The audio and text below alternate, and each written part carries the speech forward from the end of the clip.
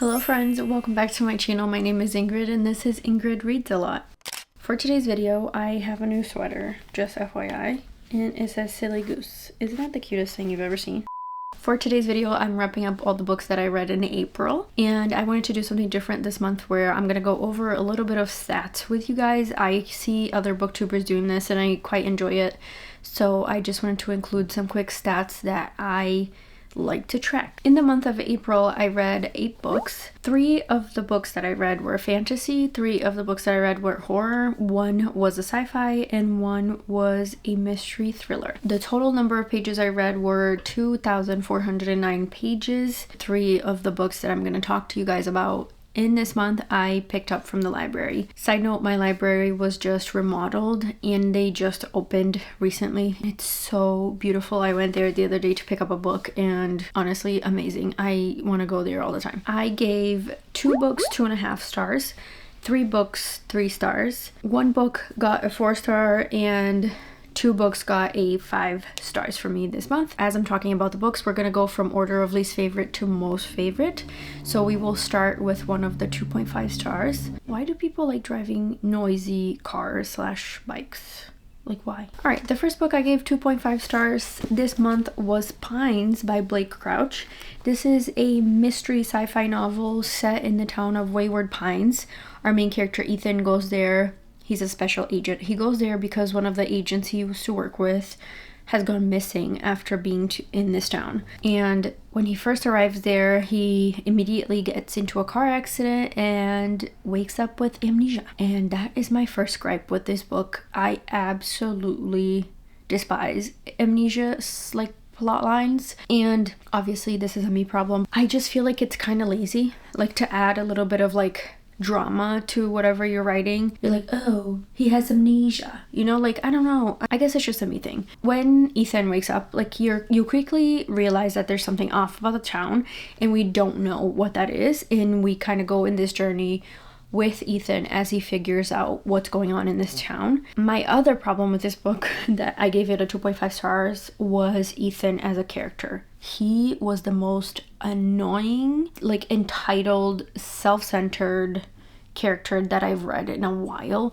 And honestly, this had me questioning the love that this series gets, honestly. Like I'm able to read from unlikable characters, but it really pulled me out of the story because I couldn't stand Ethan as a character. And there are parts of this book where Ethan is talking about medical things, and he says things that like a normal person wouldn't say. And maybe this is just a nurse in me being like, this just sounds wrong, but every time he said it, it pulled me out of the story. There's a part in this book, and I don't actually know what page it's on, but he says that his BPM is high. No one refers to their heart rate by BPM, because BPM means beats per minute. Like, so I don't know, I guess I'm just being nitpicky because I didn't like this character.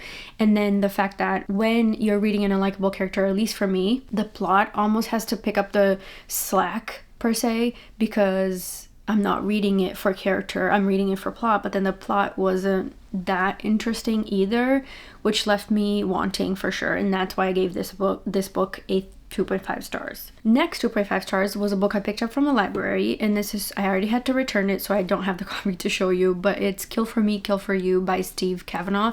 This is the mystery thriller I read. The premise of this book is extremely interesting, and why I picked it up. What was that? Sounded like something broke. Anyway, extremely interesting. So we have a main character that has gone through something very traumatic. She goes to this support group for other people like her that have gone through what she has gone through. We also get a little bit of backstory at the beginning of this book that she has gone through the justice system for this and nothing has come out of it, and she has decided to take matters into her own hands. But the person that she's like after has gone to the police and said, like, this person is stalking me. So she's very close, like, to getting into trouble. So she meets a woman at the support group and they decide that they're gonna swap revenges, I guess. Like, you off this person for me and I'll do it for you, basically, type thing. And then that's where this mystery thriller starts. So we get a POV from another main character that has also gone through something traumatic, and the twist of this book is something that I saw from a mile away, and that kind of put me off the book. But the biggest gripe I had with this was the fact that this book deals with a lot of traumatic things, and I'll put those things on the screen so that you guys know what I'm talking about, but does not address any of these things. All of these things happen to the main character, and yes, granted, she's going to like a support group, but it's not talked about and not explored. That is kind of a me thing, because if you were going into this book just for the thrills and the vibes, I think you would enjoy this, but it really kept taking me out of the story, because I'm like, all these really horrible things keep happening to this woman, and that's just it just happens, and then she moves on and she's trying to figure out this other mystery, and I wasn't really into it. And then coupled with the fact that I figured out one of the twists, I thought that this was underwhelming and definitely not one of my favorite mystery thrillers. That's why I didn't love this as much as I was hoping to. All right, next up, the other 3-star that I want to talk about is Wayward by Blake Crouch. So right after I read Pines, I jumped into this book. I did like this better. I gave this a 3 stars, but again, I didn't think much of the plot, and Ethan was still not my favorite character. Granted, he is getting better in this book, and I feel like maybe in the last book he does sort of redeem himself, but I don't know if that's enough for me to want to read the 3rd book. I'm not going to give any spoilers, but there's something that happens at the very end of this book where I felt like this revelation that we get is almost like a soap opera. I was like, oh my god, really? And yeah, I don't know. I guess should I just suck it up and read the last book since I've already read the first 2? Maybe. But at the same time, I feel like this series gets so much love, and I'm like, I'm still waiting for the thing. You know, I'm like, okay, what else? You know, I feel bad saying that, but it's kind of very middle of the road for me in terms of sci-fi, honestly. So that's where we're at. And I can't stand Ethan as a character.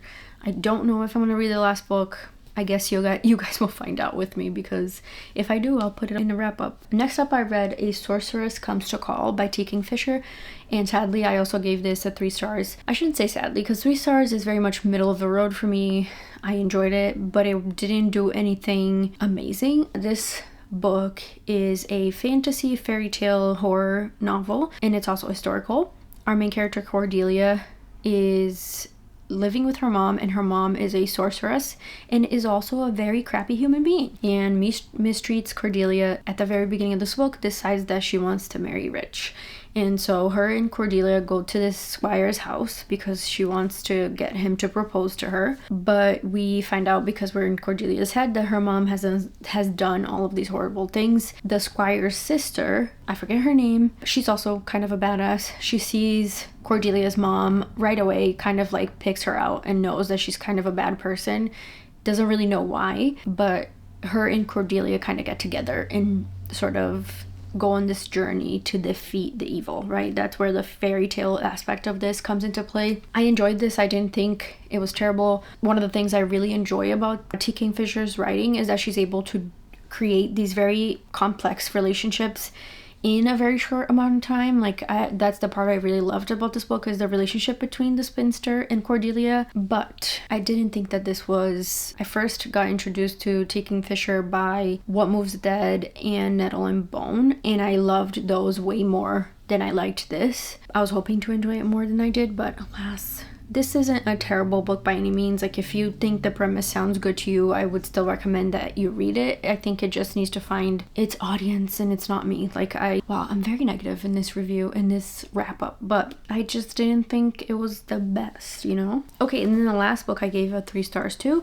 is Victorian Psycho by Virginia Fado. This is a horror novel that is just quite unhinged. It's a gory novel, and it's also historical. Our main character is Winifred, and we're in her head. She's a bit unstable, and we first meet her as she's going to be a governess for these 2 children at this rich person's house. Right away you figure out that she's like off, you know, and she's like doing some weird things. Her humor is also very dark, but then you realize that all she wants to do is like murder people and animals, and just not very nice. I picked this up because I thought it was gonna have more like exploration. I feel like a lot of horror that I like reading does that, where it like explores the human psyche or explores different concepts or things like that. And this book is just for the vibes. Honestly, like if you like to read about villainous characters and to want to be in the mindset, there are parts of this book that are kind of funny. Like the main character Winifred is funny. Like she says some things that you're like, what the heck, you know? But I guess I didn't hate this by any means. It did what it was trying to do, which was to have this unhinged novel with this character. But yeah, I just didn't think it was like that amazing. I guess it's just not the type of horror that I like to read. And I've found that I'm like recently this year, for the most part, I've always kind of liked horror, but for the most part I've been reading a lot more, and I'm still trying to find myself when it comes to the horror genre.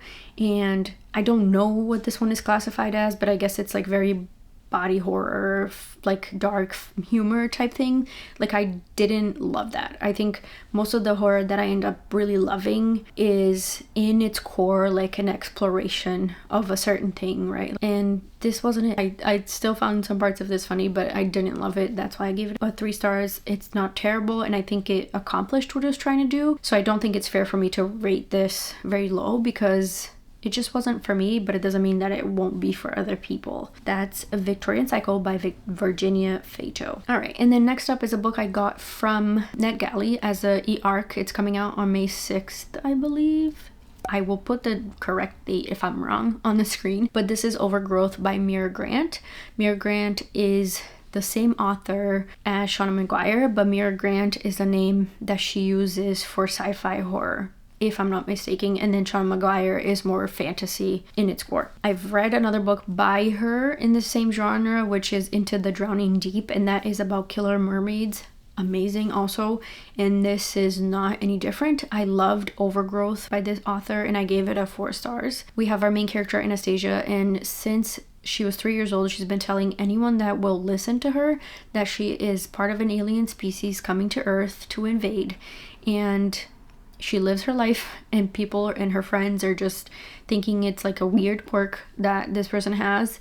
But by the time she's 35 years old, a message from an alien civilization is intercepted by scientists, and that's where this novel starts. I was expecting to get a lot more gruesome horror, campy fun, but this had a lot of philosophical questions and dealt with a lot of difficult topics. Is humanity worth saving? And like, who is worth saving? This also dealt with like issues of immigration, trans rights, and colonization. I think this book did such an amazing job, and it's such an emotional punch. Like, and this is what I'm talking about, where this is why I love horror, because it's able to bring these difficult concepts and meld them into like a horror aspect, but talk about deeper things and things that are difficult for people to process. I just loved this. And then another aspect of this is definitely the sci-fi part of it, and we get to meet the aliens, and I think Mira Grant did a really good job with this part. And that's kind of a me problem, but I wish there was more on that aspect. Like, I wanted to get to know more about these like alien creatures and how they functioned and whatever, but that's not what the book is about, and I got that. Like, I still loved this because it is about the human condition, and is humanity even worth saving? And I think that's a very good question to ask at this current climate that we're living in, but I think it's amazing, and I encourage other people to read it. There's definitely some gore, but it's nothing crazy. Like, I don't think it's anything that is difficult, but if you are sensitive to that type of stuff, I definitely encourage you to get some trigger warnings if you need it. But really good. That was Overgrowth by Mira Grant. All right, and then next up I read All Systems Red by Martha Wells. This is a reread for me. I'm rereading it because the TV series Murderbot is coming out on Apple TV on the 16th of May, and I wanted to reread this and sort of contrast and compare what the show did versus what the book did. And this is, if you don't know, the Murderbot Diaries is a series of interconnected novellas where our main character is Murderbot, and he is a sec unit that has recently, in the beginning of this book, hacked his government module, meaning that he basically just does whatever the heck he wants. He doesn't have to follow any guidelines. And at the very beginning of this book, he is contracted by this group of humans to be with them and protect them as they explore this new planet. The only problem is that Murderbot wants nothing to do with anyone else. All he wants to do is watch the thousands of hours that he has downloaded of a TV series. And same. I think that this is a cheeky, fun book, but it also has some heart to it. Like, in this first one, I think these things, obviously, they get more in depth as you read the series, but in this first one, you kind of see that Murderbot just has such a hard time to connect to people and things. And I think the TV series is his way of like disassociating. I loved the way that this is done and how things are explored in this book. But I'm definitely already gonna read the next one. I'm already reading it for May, but I can't wait to watch the series and see what they did. I like the actor that they chose. I don't know. I just love this series, so I just hope that they stay true to the book. And I don't know if I said this, but I gave this a 5 stars on Reread. It's the same thing I gave it on my first read. All right, and then last but certainly not least is Slewfoot, A Tale of Bewitchery by Brom.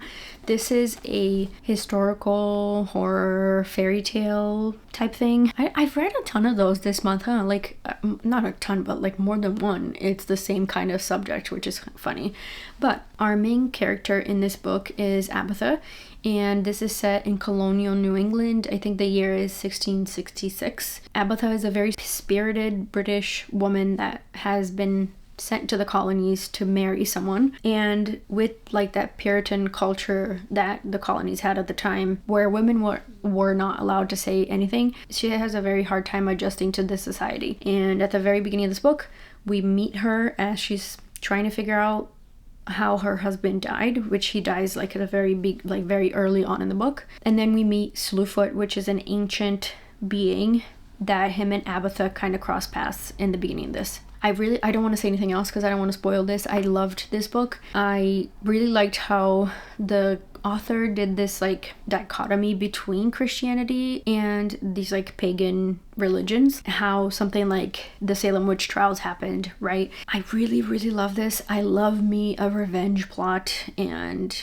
I think it was amazing. And another thing about this book is that the author is an illustrator, and there's illustrations in this book. Let me just show you one because it's just so amazing. This is Abatha. I don't know if you can see that. And I'm not going to show you more because you have to read the book, but it's so amazing, and it made me want to read everything by this author, because if it's anything like this, it's definitely up my alley, and I absolutely loved it. All right, those are all the books I read in April. I hope you enjoyed this video. Let me know what you read in April and what your favorite book was. I will talk to you guys on the next one. Goodbye.